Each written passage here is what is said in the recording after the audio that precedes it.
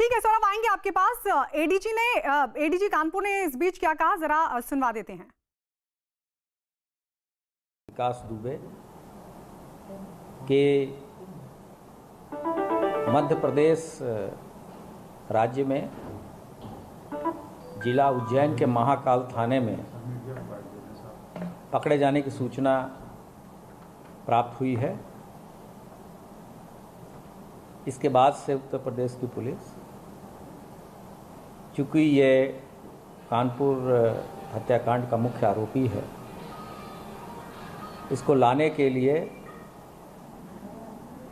यहाँ से विवेचक जाएंगे और जो नियमानुसार कार्रवाई होगी वो हम लोग अमल में लाएंगे। इसके अतिरिक्त जो भी इस हत्याकांड के आरोपी अभी फरार चल रहे हैं, उनके विरुद्ध उनको पकड़ने का तथा कानून के शिकंजे में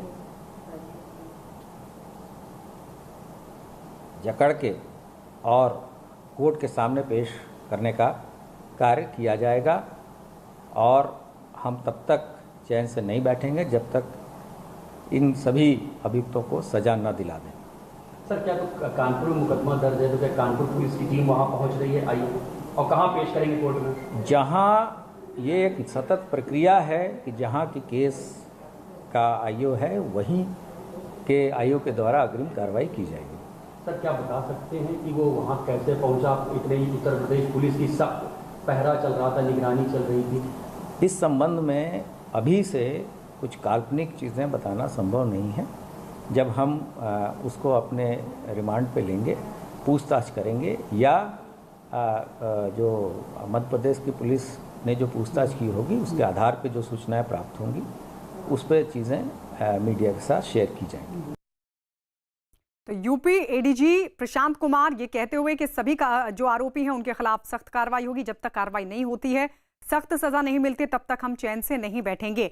राजीव, मैं आपके पास आना चाहूंगी। विधिक कार्रवाई की बात एडीजी की तरफ से की जा रही है, जरा जल्दी से एक बार फिर से समझाइए कि अब किस तरीके से यूपी एसटीएफ वहां पहुंचेगी, उसके बाद आगे की विधिक कार्रवाई होगी, किस तरीके से उसे ट्रांजिट रिमांड पर लिया जाएगा उत्तर प्रदेश पुलिस की तरफ से?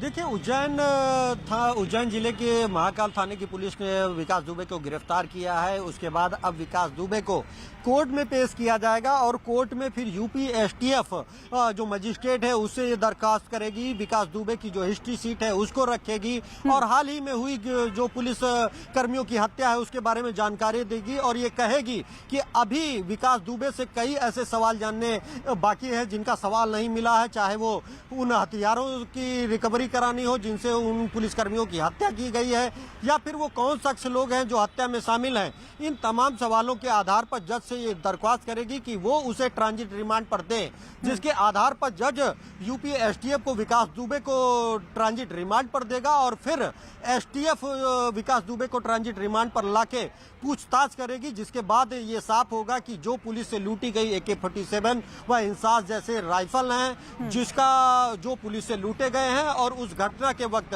जिनके जरिए पुलिस पर फायरिंग की गई, तो उन असलहों की बरामदगी कराई जाएगी और साथ ही साथ घटना के वक्त वो कौन से लोग थे जिन्होंने पुलिस पर ताबड़तोड़ फायरिंग की, वो कहां के रहने वाले थे, उनके बारे में जानकारी जुटाई जाएगी और उसी के आधार पर उनकी गिरफ्तारी का प्रयास किया जाएगा। साथ ही साथ पुलिस विकास दुबे को एक लंबे समय से कौन से पुलिस प्रशासनिक अधिकारियों का संरक्षण मिल रहा था, कौन से सफेद पोस्ट नेता उसको बैकअप दे रहे थे, उसकी भी जानकारी यूपी एसटीएफ करेगी और उसके आधार पर उन नेताओं और उन अधिकारियों के खिलाफ भी कार्रवाई की जाएगी। क्योंकि ये पहले दिन से अंदेशा जताया जा रहा है कि जो घटना हुई है वो पुलिस की मुखबिरी पर हुई है और इसी के आधार पर चौबेपुर के पूर्व एसओ विनय तिवारी व बीट प्रभारी के शर्मा को गिरफ्तार कर जेल भेजा जा चुका है। हाँ, लेकिन विनय तिवारी के अलावा और कौन कौन पुलिस में उसकी मुखबिरी कराता सूत्रधार है और क्या सफेद पोश तक भी इसकी पहुंच थी? अगर थी तो वो कौन कौन लोग हैं जो अभी तक विकास दुबे को संरक्षण दे रहे थे? ना सिर्फ अभी तक